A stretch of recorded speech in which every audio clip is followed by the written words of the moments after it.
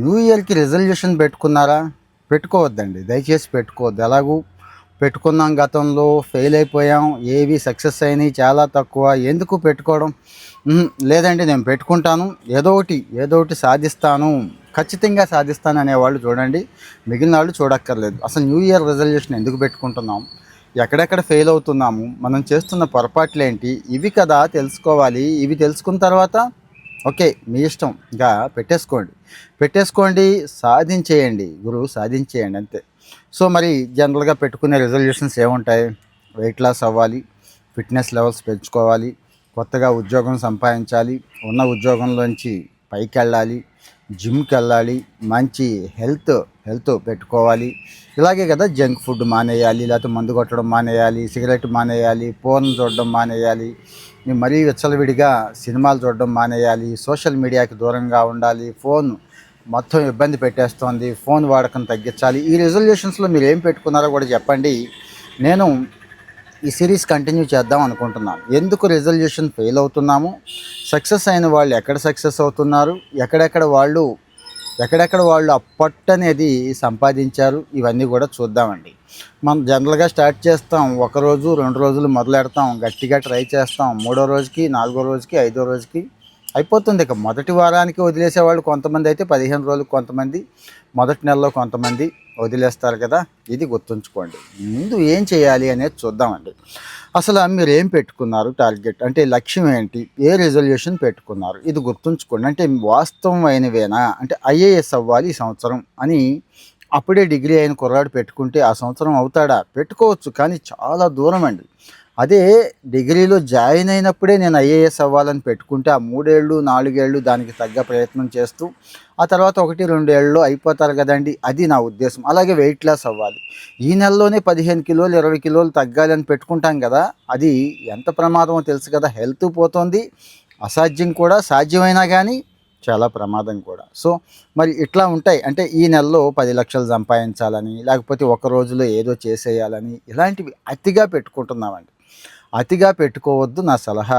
ఏదైనా కానీ 10% చేంజ్ పెట్టుకోండి. నేను మళ్ళీ చెప్తున్నాను, 10% అంటే 12 నెలలు ఉన్నాయి కదండి. అంటే ఆలోచించండి ఒక్కసారి, 10 నెలల్లో సాధించేయచ్చండి. 10% చేంజ్ పెట్టుకోండి. ఏదైనా కానీ జంక్ ఫుడ్ తింటున్నారు, ఓకే. జంక్ ఫుడ్ రోజుకి 4-5 సార్లు తీసుకుంటున్నాం, లేకపోతే 4 ముక్కలు తీసుకుంటున్నాం, 4 ప్యాకెట్లు తీసుకుంటున్నాం అనుకుందాం.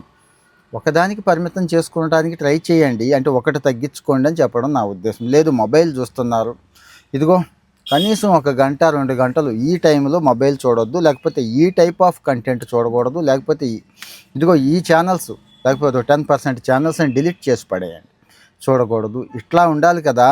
అర్థమైందండి మీకు? సో లక్ష్యం అనేది ఆమడ దూరంలో ఉండకూడదు, కాస్త దగ్గరగా ఉండాలనేది చెప్పడం నా ఉద్దేశం. పెట్టుకోండి. రెండోది, మనం అందరం అనుకుంటాం మోటివేషన్ అండి. ఏదో నేను మాట్లాడించి ఎంతసేపే కాస్త మోటివేషన్ ఉంటుంది మీకు. లేకపోతే ఎవరైనా కానీ ఫేమస్ లైఫ్ కోచ్లో ఇంకొకళ్ళు చెప్పినంతసేపు మోటివేషన్ ఉంటుంది, కానీ తర్వాత మోటివేషన్ పనిచేయదండి. జీవితంలో మోటివేషన్ రోల్ గొప్పదే, కానీ చాలా చిన్నది, గుర్తుంచుకోండి. మరి ఏం కావాలి అంటే డిసిప్లిన్ కావాలండి. డిసిప్లిన్. లేవాలి రేపు పొద్దున్నే 5కి అనుకోవడం మోటివేషన్. మోటివేషన్ వీడియోలు చూడడం మోటివేషన్, మంచి మంచి ఫిట్నెస్ వీడియోలు చూస్తాం. కానీ అలారం మోగినప్పుడు దాన్ని పీక నొక్కేయకుండా లెగిస్తాను చూడండి, అది డిసిప్లిన్ అంటాం, క్రమశిక్షణ. సో మరి ఆ క్రమశిక్షణ పెట్టుకోండి. చిన్నప్పుడు ఎవరికి కూడా పళ్ళు తోముకోవడం ఇష్టం లేదండి, గుర్తెచ్చుకోండి. నిక్కరేసుకోవడం కూడా ఇష్టం లేదండి, గుర్తెచ్చుకోండి. మొండిమలతో తిరగడానికి, పళ్ళు తోముకోకుండా, స్నానం చేయకుండా ఉండటానికి ఇష్టం కదా.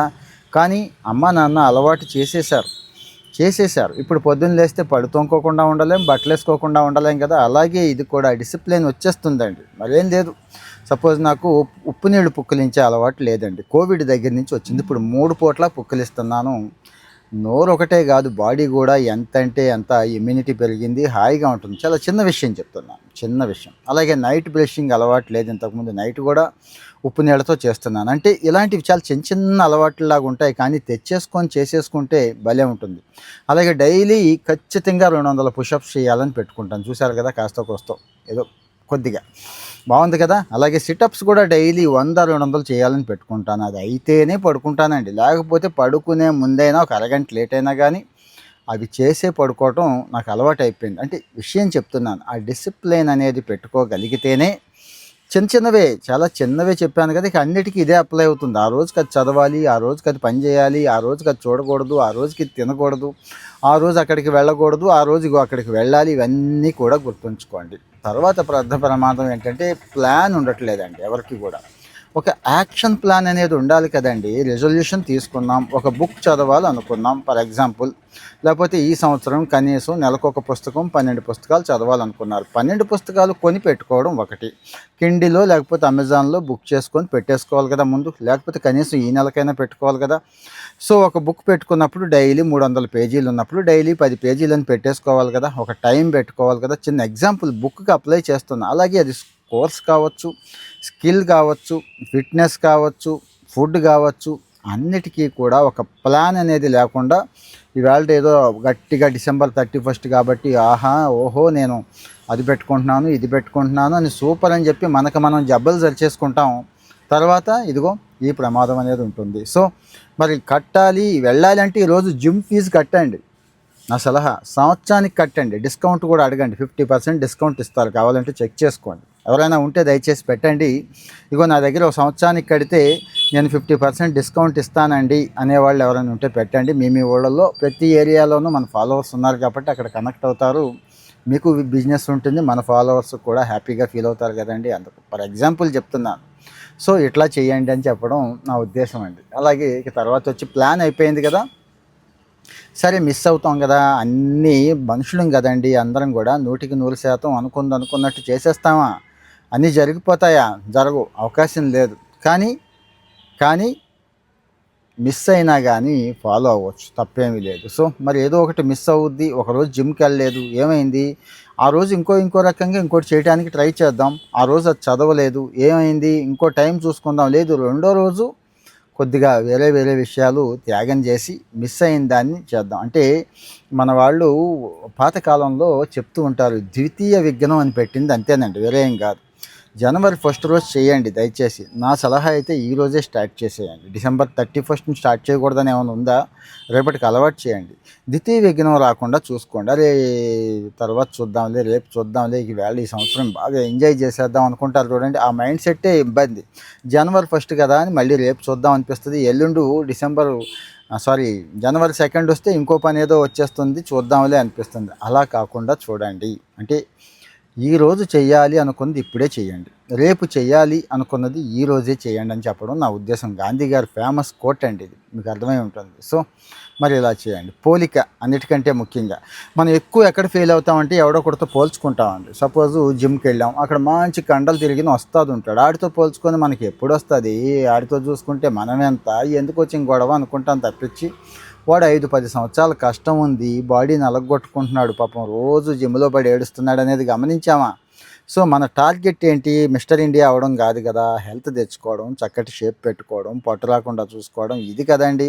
ఆ వెయిట్స్ వగైరా అన్నీ కూడా చేసుకోవడం, మంచి గైడెన్స్ తీసుకోవడం ఆ జిమ్ కోచ్‌ల దగ్గర. ఇది కదా! సో, మరి చాలామంది చేస్తుంది ఏంటంటే పోలిక. రెండోది వాడు బాగుపడుతున్నాడు, వీడు బాగుపడుతున్నాడు, వాడు బాగా ఎంజాయ్ చేస్తున్నాడు, సోషల్ మీడియాలో వాడికి మంచి ఫాలోవర్స్ ఉన్నారు, లేకపోతే వీడు విదేశాలకు ట్రిప్‌కి వెళ్తున్నాడు, నెలకు 1,00,000 సంపాదిస్తున్నాడు, సైడ్ ఇన్కమ్ చూస్తే అంతుంది. ఇవి ఎక్కువ ఆలోచిస్తారండి.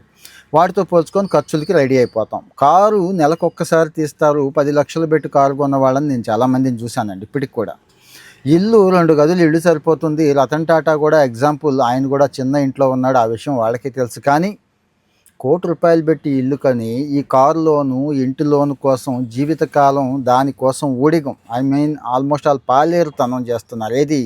ఆ కారు, ఇంటి కోసం మొగుడు పెళ్ళాలు ఇద్దరూ కష్టపడి ఆ ఈఎంఐలు కట్టడం కోసమే ఊడిగం చేస్తున్న వాళ్ళని అంటే జీవితకాలం అంతా ఇలాగే అయిపోతుందండి. జీవితకాలం ఆ టెన్షన్స్ అవే గడిచిపోతూ ఉంటాయి. సరి చేసుకోవాలి, సరిపెట్టుకోవాలి అంటున్నాను. బైక్ సరిపోతుంది. లగ్జరీ వేరు, అవసరం వేరు. కార్ స్టాండర్డ్‌కి వెళ్ళినప్పుడు కారు కొనుక్కోవాలి. లేనప్పుడు బైకే ఎంజాయ్ చేయొచ్చు. బస్సు ఎంజాయ్ చేయొచ్చు. ఏముంది ఇందులో? పబ్లిక్ ట్రాన్స్‌పోర్ట్ ఎంజాయ్ చేయకూడదా? ఇల్లు అక్కడ ఎన్ని గదులు ఇల్లు, ఏ లొకేషన్‌లో ఉంటున్నాము, అది విల్లానా అది చూస్తామా? లేకపోతే ఎంత మనశ్శాంతిగా ఉన్నాము, ఒక్క గది ఉన్నా గానీ హాయిగా ఉన్నామా లేదా అనేది చూస్తామా? ఆలోచించండి. సో, మరి ఇవి నా ఉద్దేశం. సో, మరి ఇవన్నీ కూడా ఒక డైరీలో రాసుకోండి. ఒక టిక్ బాక్స్ లాగా రాసుకోండి. టిక్ బాక్స్ పెట్టుకొని రాయండి. టిక్ బాక్స్ పెట్టుకొని రాయండి. ఒక లిస్ట్ లాగా రాయండి. లేకపోతే చాలా యాప్స్ ఉన్నాయి, ఫోన్లో కూడా ఉన్నాయి కదా, రిమైండర్స్ పెట్టేసుకోండి. రిమైండర్స్ పెట్టుకొని నా సలహా మొత్తం మీద ఈ సంవత్సరంలో సాధించాల్సినవి ఎన్నో పెట్టుకోండి, ఈ నెలలో సాధించాల్సినవి ఎన్నో పెట్టుకోండి, ఈ వారంలో సాధించాల్సినవి కూడా పెట్టుకోండి. అంటే ఆ పెద్ద లక్ష్యాలని చిన్న చిన్న ముక్కల కింద చేసుకోండి. చిన్న చిన్న లక్ష్యాలు ఉంటాయి కదా, వారం ఒక బుక్ చదవాలి, వారం ఓకే టిక్ పెట్టేసేయండి, అట్లా ఉండాలంటున్నాను. సో దీనికి యాప్స్ ఉన్నాయి, డైరీ ఫిజికల్ డైరీ వాడితే బెస్ట్ నా ఉద్దేశం. టిక్ పెట్టండి, అయిపోయినప్పుడు మిమ్మల్ని మీరు అప్పుడు అనుకోండి శబాష్ అని, మీకు మీరు రివార్డ్ ఇచ్చుకోండి. మీకోసం మీరు ఒక గిఫ్ట్ కొనుక్కోండి, ఇబ్బంది ఏమి లేదు. ఆ గిఫ్ట్ ఎదురుగా మీరు ఇంట్లో చూస్తే, ఎక్కడ చూస్తే ఎదురుగా కనిపిస్తూ ఉంటుందో అక్కడ పెట్టండి. అయితే ఈ లక్ష్యాలన్నీ కూడా నేను మళ్ళీ చెప్తున్నాను, అమ్మతోనో నాన్నతోనో పార్ట్నర్తోనో భార్యతోనో భర్తతోనో పిల్లతోనో బెస్ట్ ఫ్రెండ్స్తోనో షేర్ చేయండి దయచేసి. నేను ఇది పెట్టుకున్నాను, ఇది చేద్దాం అనుకుంటున్నాను అని. ఎందుకంటారా, ఎప్పుడైతే షేర్ చేశామో మైండ్ అలర్ట్గా ఉంటుందండి. ఎస్, ఇది పనిలో ఉండాలి, మనం దీనికోసం కృషి చేయాల్సిందే. అక్కడ మాట ఇచ్చేసాం కదా, మరి వాళ్ళు బాగా కావాల్సిన వాళ్ళు కదా, ఇప్పుడు చెప్పుకున్న టీం ఎవరికి షేర్ చేయమన్నాం, వాళ్ళు వాళ్ళు మరి తేడాగా అనుకుంటారు కదండి, అబ్బాయి వీడు ఇంతే గొప్పలు చెప్పడం తప్పించి ఏమి ఉండదని. సో గట్టిగా ఉండే అవకాశం ఉంటుంది. సో మరి ఇవన్నీ పెట్టుకుంటే న్యూ ఇయర్లో ఏదైతే మీరు చేద్దామని అనుకుంటున్నారో చేసేస్తారని నేను బలంగా నమ్ముతాను. గడిచిపోయిన రోజుల గురించి వదిలేయండి. మీకు ఎంత శక్తి ఉంది, ఎంత మైండ్ పవర్ ఉంది, ఎంత విల్ పవర్ ఉంది, ఏం పెట్టుకోవద్దండి. చెయ్యాలనుకుంటున్నారు, గట్టిగా చేద్దాం అనుకుంటున్నారు, చేసేయండి. ఇక్కడ కామెంట్లో మీ ఒపీనియన్ చెప్పండి దయచేసి. ట్రై చేసిన వాళ్ళు చెప్పండి. అయినా కానీ మీరు చెప్పినవన్నీ పని అవ్వట్లేదండి, ఇక్కడ ఇబ్బంది పడుతున్నా, ఇక్కడ ఇబ్బంది పడుతున్నా, అవి కూడా చెప్పండి. దాని మీద మళ్ళీ కంటిన్యూ చెప్పాను కదా, ఒక సిరీస్ వీడియోసే చేసుకుందామండి మైక్రో హ్యాబిట్స్ మీద ప్రాక్టికల్గా మనం పరిశీలిస్తూ సక్సెస్ అయిన వాళ్ళవి, ఫెయిల్ అవుతున్న కారణాలు, తప్పేమీ లేదు, అన్నీ కూడా మనం 1 by 1 షేర్ చేసుకుందాం. ఈ సిరీస్ కంటిన్యూ చేస్తాను. మరి చేయటానికి మీ నుంచి కాస్త నాకు కూడా కావాలి కదా, ఒక లైక్ ఎక్స్పెక్ట్ చేస్తుందని చేయండి. ఇంకా కొంతమంది ఫాలో అవ్వట్లేదు, అవ్వండి, షేర్ చేయండి దయచేసి. Thank you.